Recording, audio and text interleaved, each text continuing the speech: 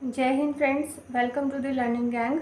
मैं हूं कविता और आज हम लोग डिस्कस करने जा रहे हैं एनसीईआरटी की क्लास 6 की किताब हमारा अतीत का अध्याय 4।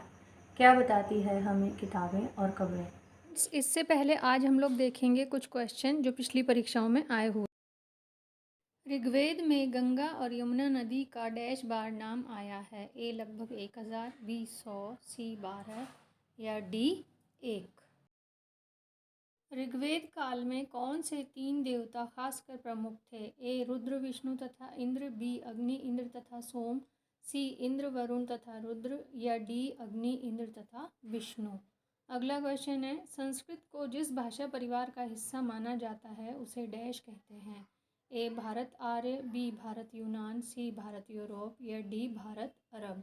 अगला है, किस स्थान पर मृतक को प्रायः उत्तर की ओर सिर करके दफनाया जाता था? ए इनाम गांव, बी बुजहोम, सी मेहरगढ़ या डी बेहमबीटका।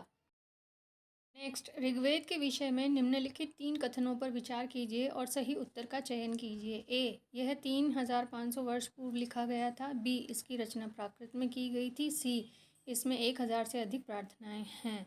ए सी सही है, ए और बी गलत हैं, बी ए गलत है, बी और सी सही हैं, सी ए सही है, बी और सी गलत हैं, डी बी सही है, ए और सी गलत हैं।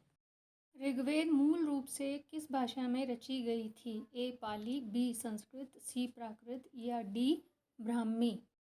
महापाषाणों के विषय में निम्नलिखित कथनों में से कौन सा कथन सही है? ए इनका उपयोग दफन करने की जगहों को चिन्हित करने के लिए किया जाता था, बी ये सभी भूमिगत और दृष्टि से ओझल रूप से पाए गए थे, सी ये पत्थर के औजार बनाने के लिए कच्चा माल उपलब्ध कराते थे, डी ये भारतीय उपमहाद्वीप के उत्तर पश्चिम में संकेंद्रित थे। प्रारंभिक काल से शुरू करके आरोही क्रम में निम्नलिखित को सजाएं। ए वेदों की रचना की शुरुआत, बी महापाषाणों के निर्माण की शुरुआत, सी इनाम गांव में कृषकों का निवास, डी चरक।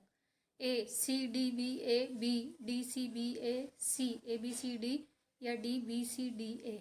एक महापाषाण कब्र में 2 कंकालों के अवशेष थे। इन दोनों में से महिला के कंकाल का अनुमान लगाने हेतु देखना होगा। ए हड्डियों की संरचना, बी कंकालों के साथ मिले आभूषण, सी कंकालों के आकार या डी कंकालों के साथ मिले खाना पकाने के बर्तन। ए केवल ए तथा सी सही, बी केवल डी, सी केवल ए या डी केवल ए तथा बी। अब फ्रेंड्स, इन क्वेश्चंस को हमें लेसन की रीडिंग करते समय इनके आंसर्स के साथ देखते जाना है। स्टार्ट करते हैं लेसन। पुस्तकालय में मेरी। जैसे ही घंटी बजी, शिक्षक ने छात्रों को अपने साथ आने को कहा। आज वे पहली बार पुस्तकालय जा रहे थे। मेरी ने देखा कि पुस्तकालय उसकी कक्षा से काफ़ी बड़ा था और वहाँ किताबों से भरे कई रैक थे। कोने में एक अलमारी थी जो मोटी मोटी किताबों से भरी थी।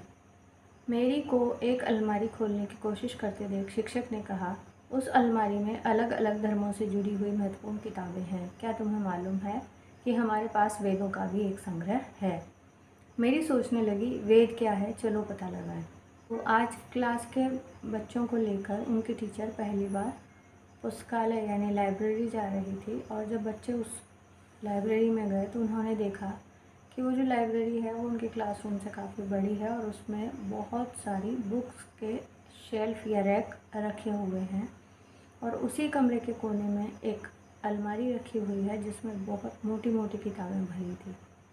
मेरी जो कि एक बच्ची है, उसने बहुत उत्सुकता से उस अलमारी को देखा और उसे खोलने की कोशिश की। जब टीचर ने यह देखा तो उससे वो कहा कि उस अलमारी में अलग अलग धर्मों से जुड़ी हुई किताबें हैं और टीचर ने उसे साथ में ये भी बताया कि उनके पास वेदों का संग्रह भी है। तब मेरी सोचने लगी कि वेद क्या है, चलो देखते हैं। दुनिया के प्राचीनतम ग्रंथों में एक, शायद तुमने वेदों के बारे में सुना होगा। वेद 4 हैं, ऋग्वेद, सामवेद, यजुर्वेद तथा अथर्ववेद। सबसे पुराना वेद है ऋग्वेद, जिसकी रचना लगभग 3500 साल पहले हुई। ऋग्वेद में 1000 से ज़्यादा प्रार्थनाएं हैं जिन्हें सूक्त कहा गया है। सूक्त का मतलब है अच्छी तरह से बोला गया। ये विभिन्न देवी देवताओं की स्तुति में रचे गए हैं। इनमें से 3 देवता बहुत महत्वपूर्ण हैं, अग्नि, इंद्र और सोम। अग्नि आग के देवता, इंद्र युद्ध के देवता हैं और सोम एक पौधा है जिससे एक खास पेय बनाया जाता था। अब इसमें वेदों के बारे में बताया गया है कि जो दुनिया के प्राचीनतम ग्रंथ हैं उनमें से एक है वेद, और वेद 4 हैं। उन चारों का नाम है ऋग्वेद, सामवेद, यजुर्वेद और अथर्ववेद। इन चारों में जो सबसे पुराना वेद है वो है ऋग्वेद, और ऋग्वेद की रचना आज से लगभग 3500 साल पहले हुई मानी जाती है।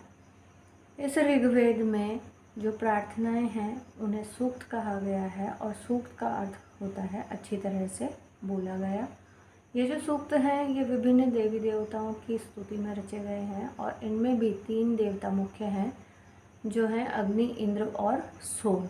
अग्नि जो है वो आग के देवता हैं, इंद्र युद्ध के देवता हैं, और सोम जो है वो एक प्रकार का पौधा है जिससे एक खास तरह का पेय बनाया जाता है, जिसे सोमरस कहा जाता है। वैदिक प्रार्थनाओं की रचना ऋषियों ने की थी। आचार्य विद्यार्थियों को इन्हें अक्षरों, शब्दों और वाक्यों में बांटकर सस्वर पाठ द्वारा कंठस्थ करवाते थे।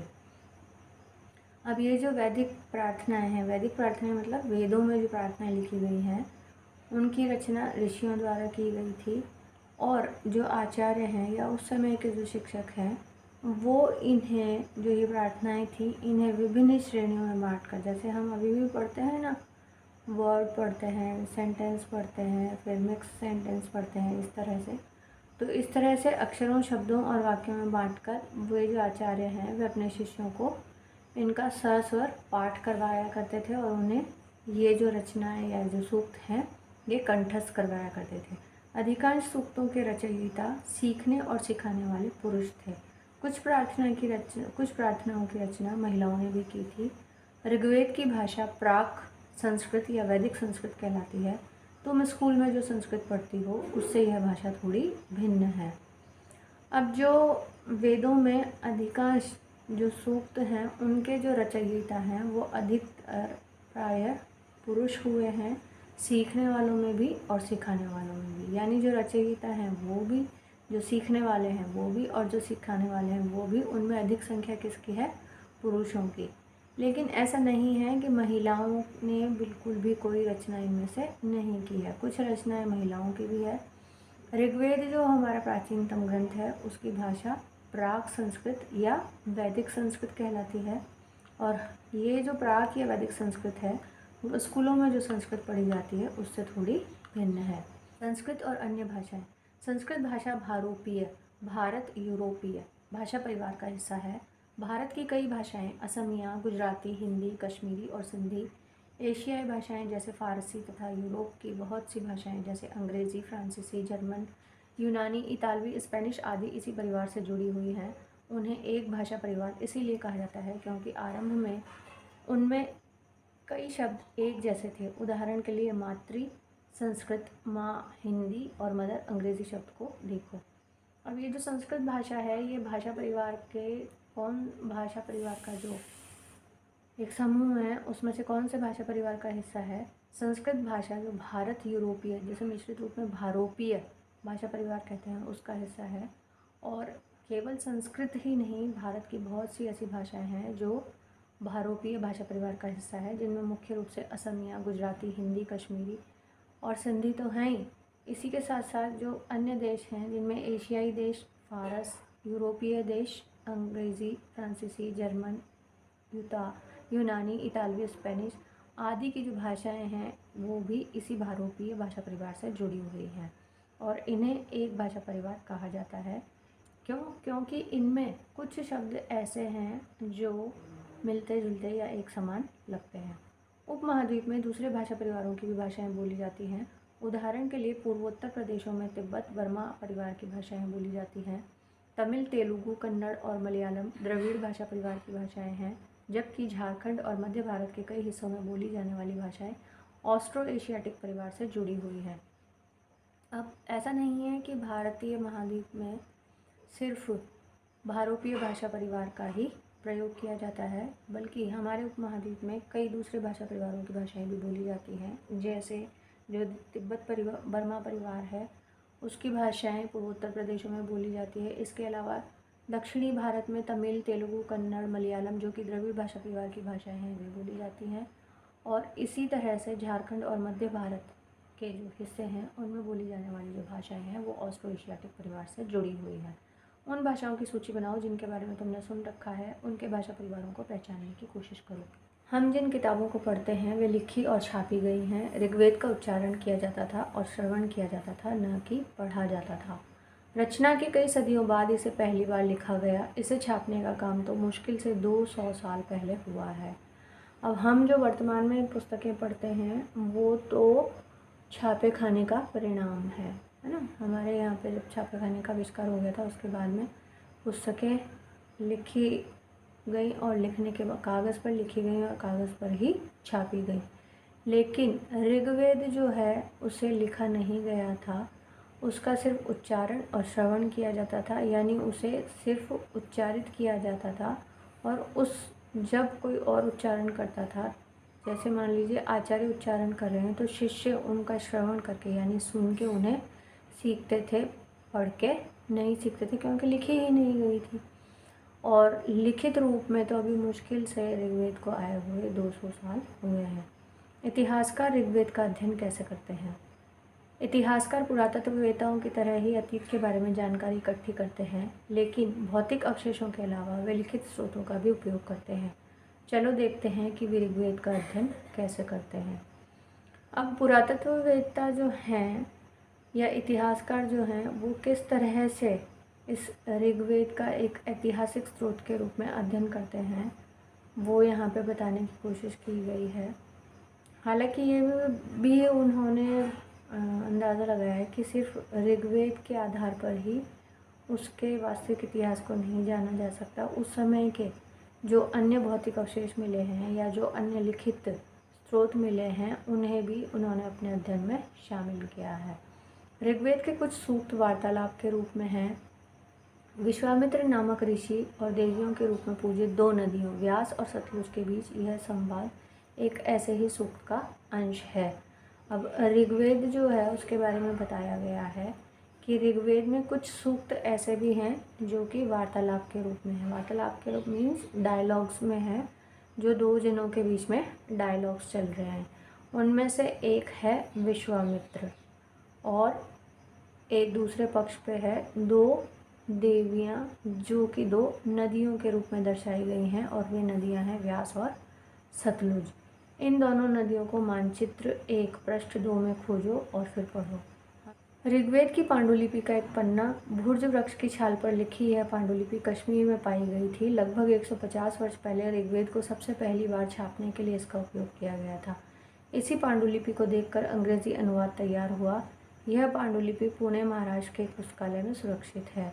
हम लोगों ने पढ़ा था फर्स्ट चैप्टर में कि उस समय में जो ग्रंथ हैं या जो किताबें हैं वो भुर्ज वृक्ष की छाल पर या फिर ताड़पत्र पर लिखे जाते थे।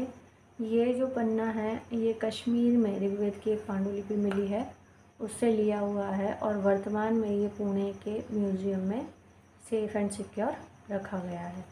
विश्वामित्र और नदियाँ। विश्वामित्र, हे नदियों, अपने बछड़ों को चाटती हुई दो दमकती गायों की तरह दो फुर्तीले घोड़ों की चाल से पहाड़ से नीचे आओ। इंद्र द्वारा दी हुई शक्ति से स्फूर्त तुम रथों की गति से सागर की ओर बह रही हो। तुम जल से परिपूर्ण हो और एक दूसरे से मिल जाना चाहती हो। अब ये विश्वामित्र नदियों से, जो व्यास और सतलुज दो नदियों की बात की गई है, उनसे संवाद कर रहे हैं। नदियाँ जल से परिपूर्ण हम देवताओं के बनाए रास्ते पर चलती हैं। एक बार निकलने पर हमें रोका नहीं जा सकता। हे ऋषि, तुम हमसे प्रार्थना क्यों कर रहे हो? अभी संवाद में बताया गया है कि विश्वामित्र जो हैं वो दो जो नदियाँ हैं व्यास और सतलुज, उनसे प्रार्थना कर रहे हैं कि आप आकाश से ज़मीन पर उतरिए। और वे नदियाँ उन्हें जवाब दे रही हैं कि हमारे लिए कोई भी मार्ग देवताओं द्वारा निर्धारित किया जाता है और हम जब एक बार चलना स्टार्ट कर देते हैं तो हमें रोका नहीं जा सकता है। तुम ये बताओ कि तुम हमसे नीचे आने की प्रार्थना क्यों कर रहे हो? विश्वामित्र, हे बहनों, मुझ गायक की प्रार्थना सुनो। मैं रथों और गाड़ियों सहित बहुत दूर से आया हूँ। कृपा करके अपने जल को हमारे रथों और गाड़ियों की धुरियों के ऊपर न उठाओ ताकि हम आसानी से उस पार जा सकें।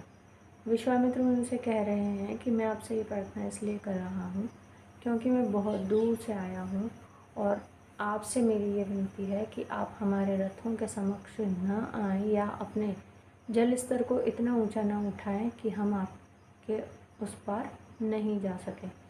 नदियाँ, हम तुम्हारी प्रार्थना सुनेंगे जिससे तुम सब सुरक्षित उस पार जा सको। नदियाँ कह रही हैं कि ठीक है, हमें तुम्हारी प्रार्थना स्वीकार है।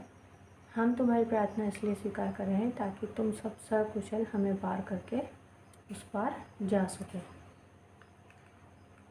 इतिहासकार यह बताते हैं कि यह प्रार्थना उस क्षेत्र में रची गई होगी जहाँ ये नदियाँ बहती हैं। वे यह भी सुझाते हैं कि जिस समाज में ऋषि रहते थे वहाँ घोड़ों और गायों को बहुत महत्व दिया जाता था, इसीलिए नदियों की तुलना घोड़ों और गायों से की गई है।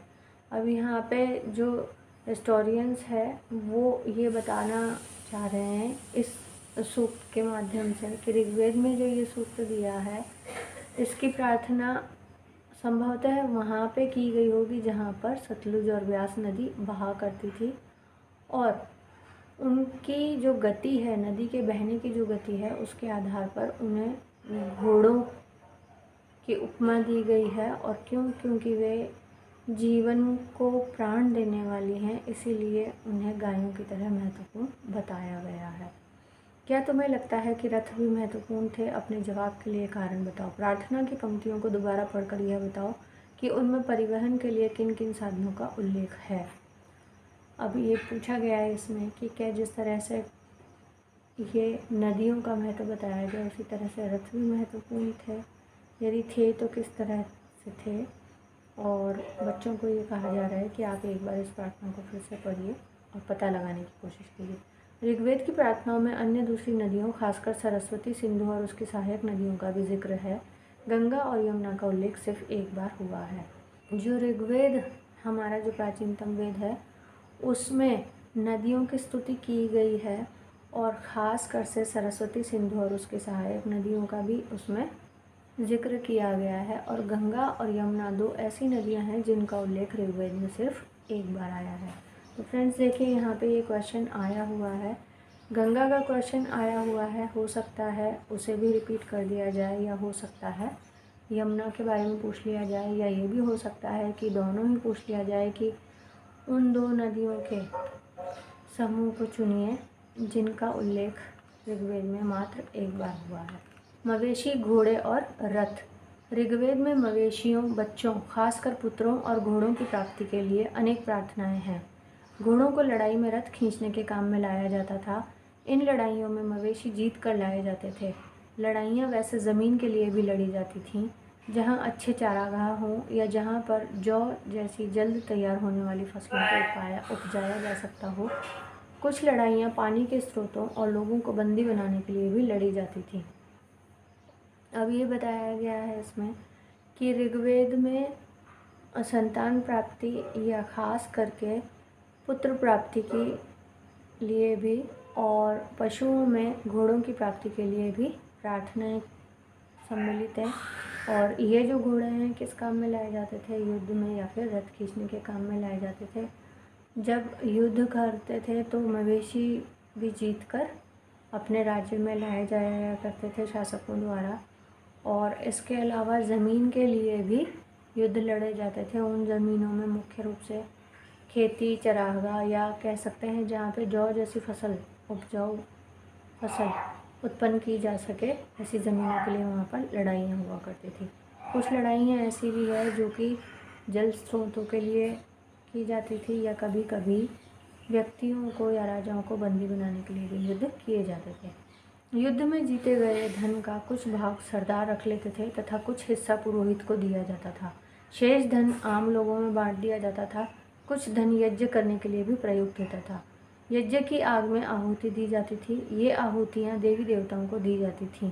घी, अनाज और कभी कभी जानवरों की भी आहुति दी जाती थी। अब ये जो युद्ध के बारे में बताया गया है, इसमें बताया है कि युद्ध में जो भी धन जीता जाता था उसका कुछ हिस्सा तो सरदारों द्वारा रख लिया जाता था, जो कि उस सेना के या उस टुकड़ी के या जो विजयी राज्य है उसके जो मुखिया होते थे उनके द्वारा रख लिया जाता था। और कुछ हिस्सा जो है वो पुरोहितों को दे दिया जाता था, और बचा हुआ जो हिस्सा है वो आम लोगों में बांट दिया जाता था। इस धन में से कुछ धन यज्ञ के लिए प्रयुक्त होता था। यज्ञ जब किए जाते थे तो उसमें आग में आहुति दी जाती थी और ऐसा माना जाता था कि ये आहुतियाँ जो है वो देवी देवताओं को लगती हैं। आहुति में डाली जाने वाली चीज़ों में मुख्य रूप से घी, अनाज और कभी कभी जानवर भी शामिल हुआ करते थे। अधिकांश पुरुष इन युद्धों में भाग लेते थे। कोई स्थायी सेना नहीं होती थी, लेकिन लोग सभाओं में मिलते जुलते थे और युद्ध व शांति के विषय में सलाह मशविरा करते थे। वहाँ ये ऐसे लोगों को अपना सरदार चुनते थे जो बहादुर और कुशल योद्धा हों। अब युद्ध में प्रायः पुरुष ही भाग लिया करते थे। हालांकि उस समय में कोई स्थायी सेना नहीं हुआ करती थी और लोग सभाओं के माध्यम से मिलते जुलते थे और उन्हीं सभाओं में युद्ध व शांति के विषय में सलाह की जाती थी और ऐसी ही सभाओं के माध्यम से वे लोग अपने सरदार चुना करते थे। और ये जो चुनाव है ये किसी भी व्यक्ति की बहादुरी या उसकी युद्ध कौशल पर निर्भर करती थी। लोगों की विशेषता बताने वाले शब्द। लोगों का वर्गीकरण काम, भाषा, परिवार या समुदाय, निवास स्थान या सांस्कृतिक परंपरा के आधार पर किया जाता रहा है। ऋग्वेद में लोगों की विशेषता बताने वाले कुछ शब्दों को देखो। अब उस समय में जो सामाजिक वर्गीकरण है वो आज की तरह से नहीं था। उस समय में आज की तरह से इतनी सारी जातियाँ नहीं हुआ करती थी। उस समय का जो सामाजिक वर्गीकरण है वो लोगों के काम या उनकी भाषा, परिवार, समुदाय या कभी कभी जो उनका निवास स्थान होता है या उनके जो सांस्कृतिक परंपराएं होती हैं, जो कल्चरल ट्रेडिशंस हैं, उनके बेसिस पर भी किया जाता था। ऐसे दो समूह हैं जिनका वर्गीकरण काम के आधार पर किया गया है। पुरोहित, जिन्हें कभी कभी ब्राह्मण कहा जाता था, तरह तरह के यज्ञ और अनुष्ठान करते थे। दूसरे लोग थे राजा। तो काम के आधार पर जो वर्गीकरण किया गया था उसमें मुख्य रूप से दो समूह शामिल थे। पहला है पुरोहित और दूसरे राजा। पुरोहित जो है उन्हें अन्य नाम ब्राह्मण भी पुकारा जाता था। ये जो ब्राह्मण है या जो पुरोहित हैं ये विभिन्न प्रकार के यज्ञ और अनुष्ठान करने का कार्य किया करते थे। ये राजा वैसे नहीं थे जिनके बारे में तुम बाद में पढ़ोगे। ये न तो बड़ी राजधानियों और महलों में रहते थे, न इनके पास सेना थी, न ही ये कर वसूलते थे। प्रायः राजा की मृत्यु के बाद उसका बेटा अपने आप ही शासक नहीं बन जाता था। अब हम जो मेडाइवल हिस्ट्री में राजा पढ़ते हैं उस प्रकार के ये राजा नहीं हुआ करते थे। जो प्राचीन भारत में जो राजा हुआ करते थे उनके पास ना तो बड़ी बड़ी राजधानियाँ हुआ करती थी, ना ही वो महलों में रहते थे और ना ही उनके पास कोई स्थायी सेना हुआ करती थी। ये अपनी प्रजा से कर भी नहीं वसूलते थे और ऐसा माना जाता है कि राजा की मृत्यु के बाद ऐसा नहीं होता था कि उसका बेटा स्वयं ही शासक बन जाए। पिछले अनुभव को एक बार फिर पढ़ो और यह पता लगाने की कोशिश करो कि राजा क्या करते थे।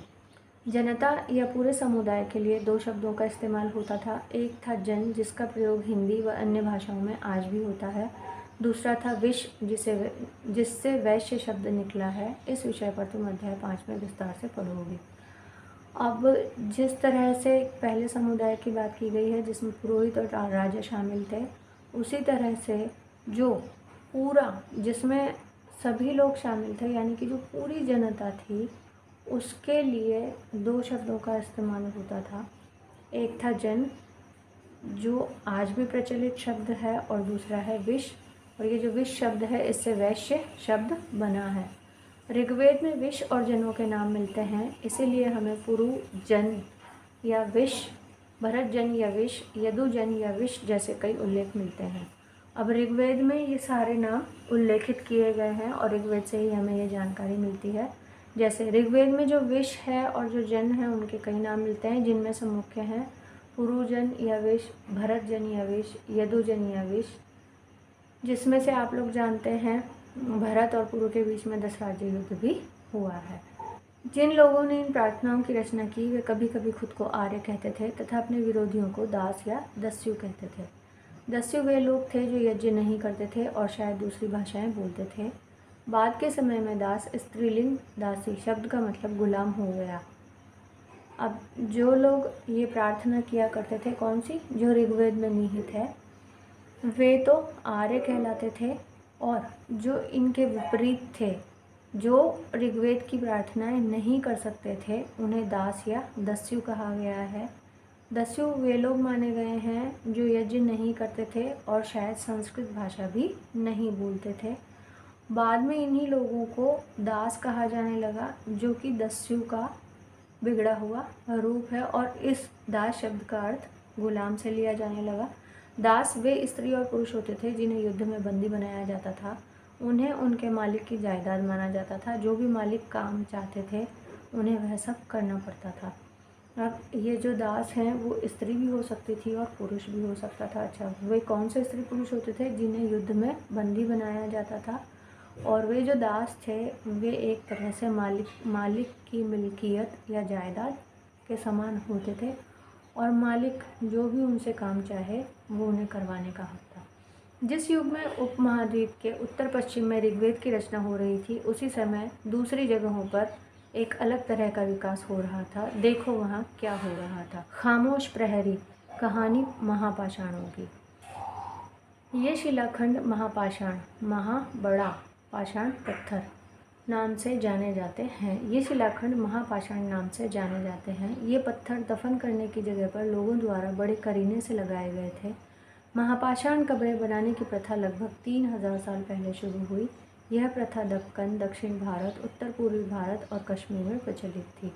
अब जो महापाषाणकालीन संस्कृति है उसके बारे में बताया गया कि एक और जहाँ उत्तर पश्चिमी भारत में ऋग्वैदिक सभ्यता का विकास हो रहा था, वहीं कुछ अन्य हिस्सों में महापाषाणिक काल विकसित हो रहा था।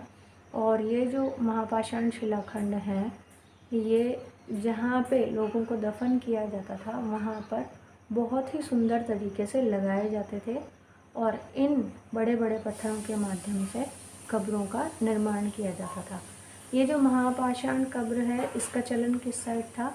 दक्कन, दक्षिण भारत, उत्तर। ये जो महापाषाणकालीन जो महापाषाणों की बात की गई है, ये जो शिलाखंड है महापाषाण नाम से जाने जाते थे। और ये जो महापाषाण हैं इनका प्रयोग लोगों को दफन करते समय महापाषाण कब्र के रूप में किया जाता था। बड़े बड़े पत्थरों से कब्र बनाई जाती थी और इन्हें बड़े सुंदर ढंग से लगाया जाता था। जो महापाषाणकालीन कब्रें हैं उनका समय लगभग 3000 साल पहले से आरंभ हुआ माना जाता है और मुख्य रूप से महापाषाण जो संस्कृति है वो दक्कन, दक्षिण भारत, उत्तर पूर्वी भारत और कश्मीर में उस समय में प्रचलित थी। कुछ महत्वपूर्ण महापाषाण पुरस्थल मानचित्र 2 में दिखाए गए हैं। कुछ महापाषाण ज़मीन के ऊपर ही दिख जाते हैं, कुछ महापाषाण ज़मीन के भीतर भी होते हैं। अब ये जो महापाषाण पुरास्थल हैं जहाँ पर बहुत बड़े बड़े पत्थरों से कब्रें बनाई जाती थी, वो भी 2 तरह की हुआ करती थी। कुछ तो ज़मीन के ऊपर ही थी और कुछ ज़मीन के भीतर हुआ करती थी। कई बार पुरातत्वविदों को गोलाकार सजाए हुए पत्थर मिलते हैं, कई बार अकेला खड़ा हुआ पत्थर मिलता है। ये ही एकमात्र प्रमाण है जो ज़मीन के नीचे कब्रों को दर्शाते हैं। अब ये जो महापाषाणकालीन कब्रें हैं उनमें भी पुरातत्वविद जो हैं उन्हें अलग अलग तरह के पत्थर मिले हैं।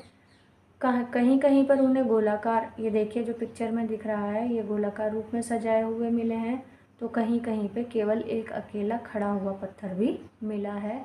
और ये प्रमाण हैं जो कि महापाषाणकालीन कब्रों को दर्शाते हैं। ये देखिए ये अकेला पत्थर खड़ा हुआ है, उसका चित्र है। इस तरह से महापाषाणकालीन कब्रों के अवशेष मिले हैं। महापाषाणों के निर्माण के लिए लोगों को कई तरह के काम करने पड़ते थे। हमने जो कार्यों की सूची बनाई है उन्हें क्रमबद्ध करो। गड्ढे खोदना, शिलाखंडों को ढोकर लाना, बड़े पत्थरों को तराशना और मरे हुए को दफनाना। ये देखिए यहाँ पे इधर चित्र में बताया गया है और ये इसका डिटेल भी दी गई है। ऊपर इस तरह के महापाषाण को ताबूत, शवाधान, ये देखिए ये बताया गया है यहाँ पे।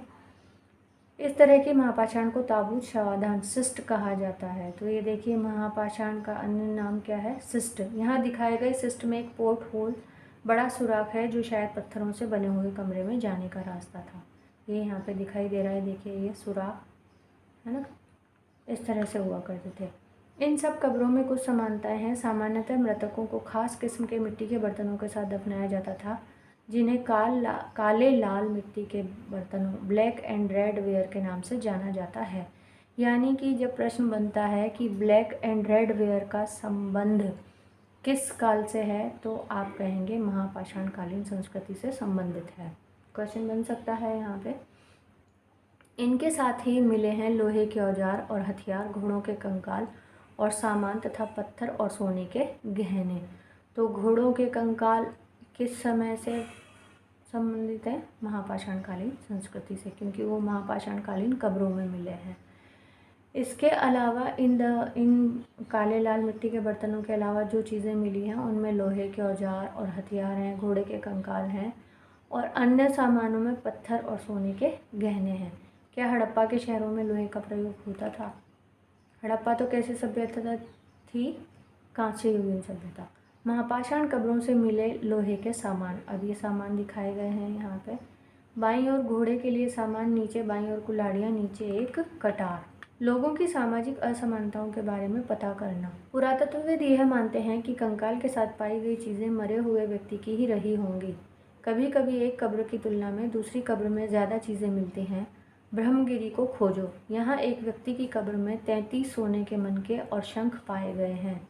दूसरे कंकालों के पास सिर्फ कुछ मिट्टी के बर्तन पाए गए हैं। यह दफनाए गए लोगों की सामाजिक स्थिति में भिन्नता को दर्शाता है। कुछ लोग अमीर थे तो कुछ लोग गरीब, कुछ लोग सरदार थे तो दूसरे अनुयायी। अब ये पुरातत्वविदों ने अंदाज़ा लगाया है कि कंकाल के साथ जो चीज़ें मिली हैं वो जो व्यक्ति मरे थे या जिन्हें उसमें दफनाया गया था उन्हीं की होगी। कभी कभी ऐसा भी होता था कि किसी एक कब्र में तो बहुत कुछ कम चीज़ें हुआ करती थी, जबकि दूसरी कब्र में बहुत ज़्यादा चीज़ें हुआ करती थी। अब ब्रह्मगिरी जो स्थान है, यहाँ पर एक व्यक्ति की कब्र में 33 सोने के सिक्के, सोने के मनके मिले हैं, सोने के मनकों और शंख मिले हैं। अब ये जो ब्रह्मगिरी नामक स्थान की बात की गई है, यहाँ पर एक व्यक्ति की कब्र में 33 सोने के मनके और शंख पाए गए हैं, और जबकि वहीं से जो अन्य कंकाल मिले हैं उनमें सिर्फ मिट्टी के बर्तन मिले हैं।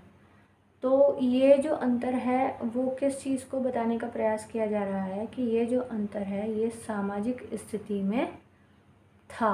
उस स्थिति के कारण ये जो मृतकों को दफनाया गया है उसमें ये जो अंतर दिखाई दे रहा है संभवतः इस वजह से रहा होगा, क्योंकि कुछ लोग अमीर थे तो कुछ लोग गरीब थे, वहीं कुछ लोग शासक थे तो कुछ लोग शासित थे, कुछ लोग सरदार थे तो कुछ लोग उनके अनुयायी थे।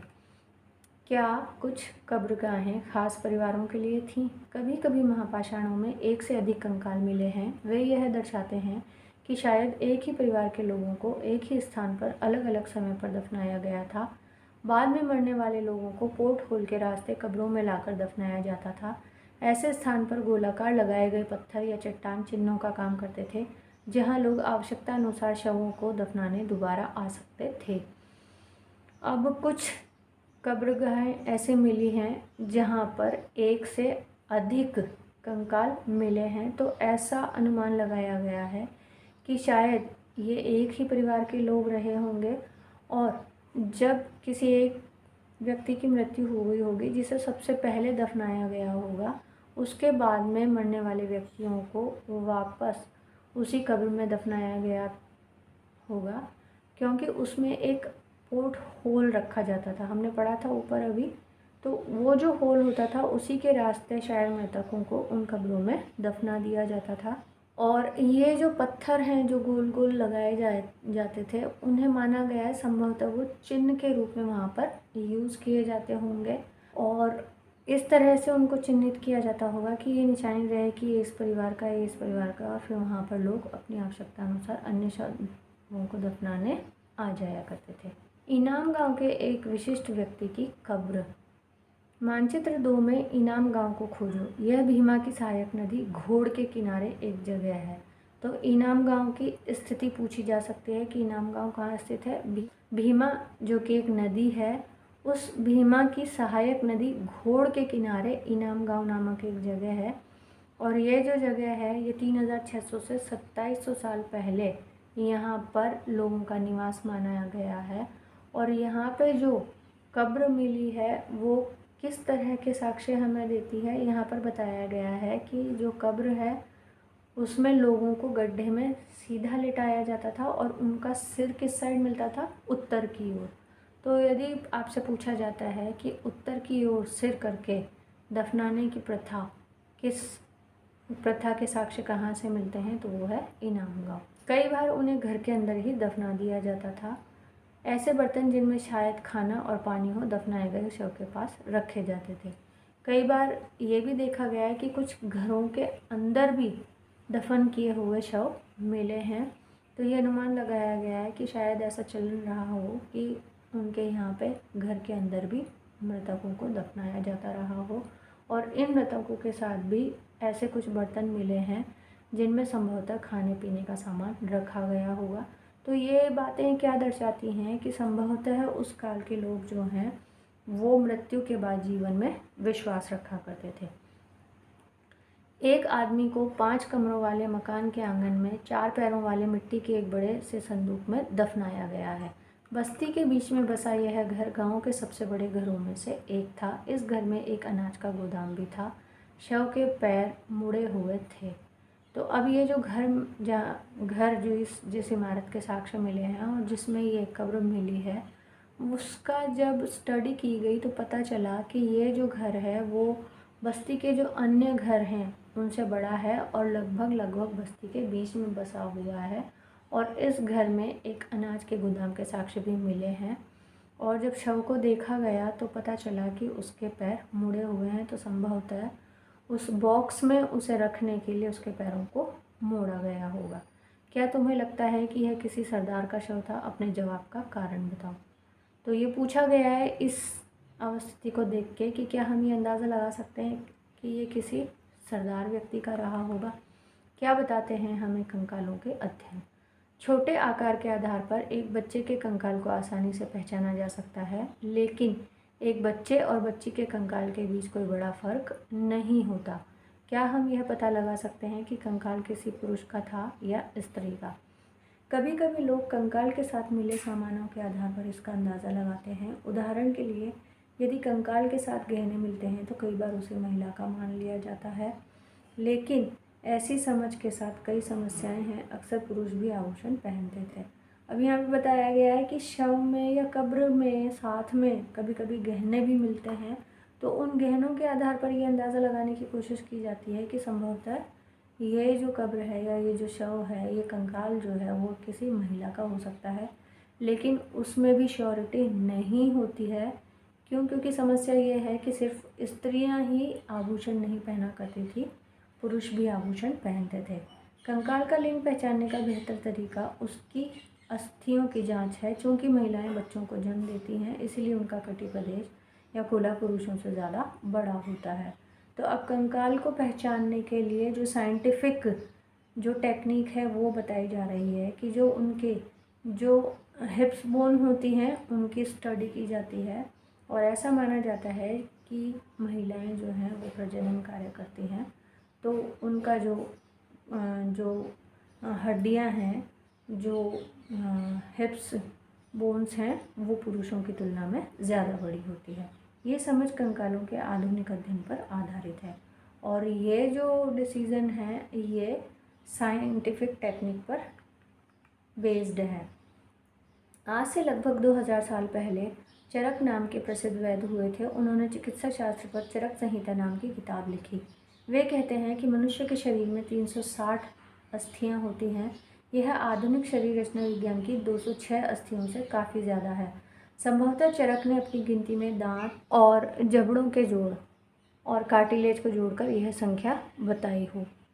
तो आज से पहले जो लगभग 2000 साल पहले चरक नाम के एक वैद्य हुए हैं, उनके द्वारा लिखे गए शास्त्र चरक संहिता का यहाँ पे जिक्र किया गया है। और ये बताया गया है कि चरक ने उस समय में ही ये बता दिया था कि मनुष्य के शरीर में 360 अस्थियाँ या हड्डियाँ होती हैं, जो कि जो अभी प्रेजेंट कैलकुलेशन है उससे ज़्यादा है। तो ये माना गया है कि प्रेजेंट कैलकुलेशन में जिन अस्थियों की गिनती में नहीं रखा गया है, संभवतः चरक ने उन्हें अपनी गिनती में शामिल कर लिया होगा, जिनमें है दांत या अस्थियों के जोड़ जो अस्थि संधि कहलाती हैं या कार्टिलेज, उन्हें भी चरक ने संभवतः हड्डियों की गिनती में शामिल कर लिया होगा। इनाम गांव के लोगों के काम धंधे। इनाम गांव में पुरातत्वविदों को गेहूँ, जौ, चावल, दाल, बाजरा, मटर और तिल के बीज मिले हैं। कई जानवरों की हड्डियां भी मिली हैं। कई हड्डियों पर काटने के निशान से यह अंदाज़ा होता है कि लोग इन्हें खाते होंगे। अब इनाम गांव में जो खुदाई की गई है और जो पुरातत्वविदों को अवशेष मिले हैं, उनमें बताया गया है कि वहाँ पर गेहूँ, जौ, चावल, दाल, बाजरा, मटर और तिल के बीज मिले हैं। इसी के साथ कई जानवरों की हड्डियाँ भी मिली हुई हैं और हड्डियों पर काटने के जो निशान मिले हैं उनसे ये पता चलता है कि संभवतः इन जानवरों को भोजन के रूप में इस्तेमाल किया जाता रहा होगा। गाय, बैल, भैंस, बकरी, भेड़, कुत्ता, घोड़ा, गधा, सूअर, सांभर, चितकबरा, हिरण, कृष्ण मृग, खरहा, नेवला, चिड़िया, घड़ियाल, कछुआ, केकड़ा और मछली की हड्डियां भी पाई गई हैं। ऐसे साक्ष्य मिले हैं कि बेर, आंवला, जामुन, खजूर और कई तरह की रसभरियाँ एकत्र की जाती थी। अब ये जो लोग हैं, ये जिन पशुओं को या जिन जानवरों को भोजन के रूप में काम में लिया करते थे उनमें ये शामिल हैं सभी गाय, बैल, भैंस, बकरी, भेड़, कुत्ता, घोड़ा, गधा, सूअर, सांभर, चितकबरा, हिरण, कृष्ण मृग, खरहा, नेवला, चिड़िया, घड़ियाल, कछुआ, केकड़ा और मछली। और बेर, आंवला, जामुन, खजूर और कई तरह की रसभरियाँ भी एकत्र की जाती थी। तो संभावना है कि इनके बीज मिले होंगे किसी न किसी अवस्था में, इससे ऐसा अनुमान लगाया गया है। इस प्रमाण के आधार पर इनाम गांव में लोगों के काम धंधों की एक सूची बनाओ। अन्यत्र एटलस में चीन को देखो। लगभग 3500 साल पहले हम यहाँ की लेखन कला के सबसे पुराने उदाहरण पाते हैं। अन्यत्र एटलस में चीन को देखो। लगभग 3500 साल पहले हम यहाँ की लेखन कला के सबसे पुराने उदाहरण पाते हैं। अब चीन के बारे में यहाँ पर बात की गई है कि लेखन कला के जो प्राचीनतम साक्ष्य हैं वो हमें कहाँ से मिले हैं? चीन से। और ये कब के माने गए हैं? 3500 साल पहले के।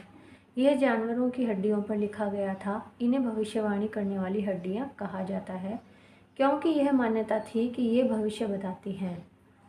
अब ये जो लेखन के साक्ष्य हैं वो किन पर मिले हैं? जानवरों की हड्डियों पर।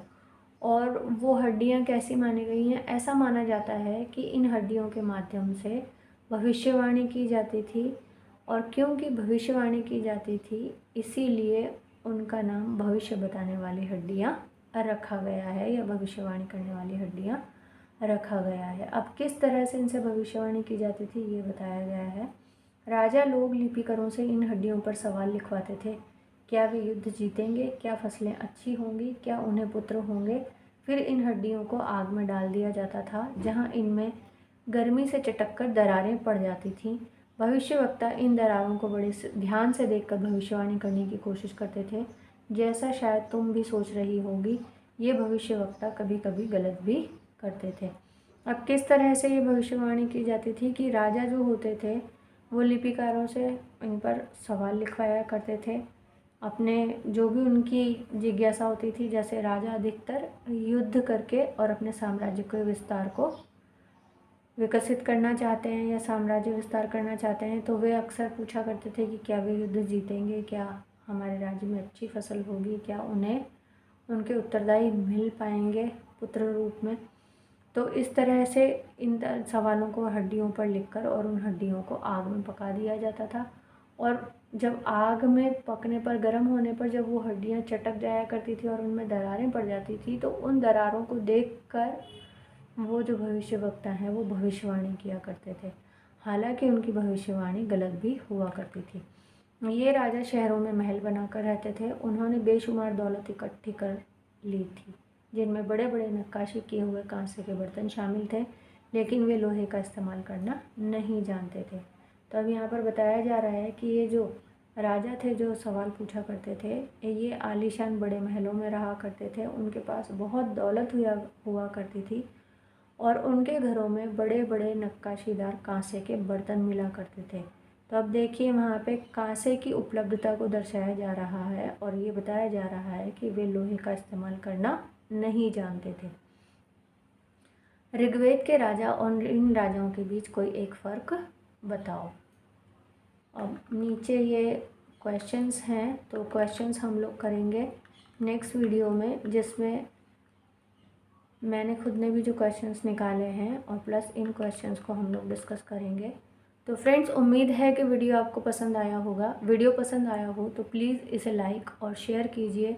नेक्स्ट वीडियो के नोटिफिकेशन को पाने के लिए बेल आइकन को प्रेस करना ना भूलें और प्लीज़ मेरे चैनल को सब्सक्राइब करें और अपने फ्रेंड्स के साथ शेयर करें। मैं कविता आपसे मिलती हूँ क्वेश्चन आंसर्स के साथ नेक्स्ट वीडियो में। तब तक के लिए जय हिंद। व्यस्त रहिए, मस्त रहिए।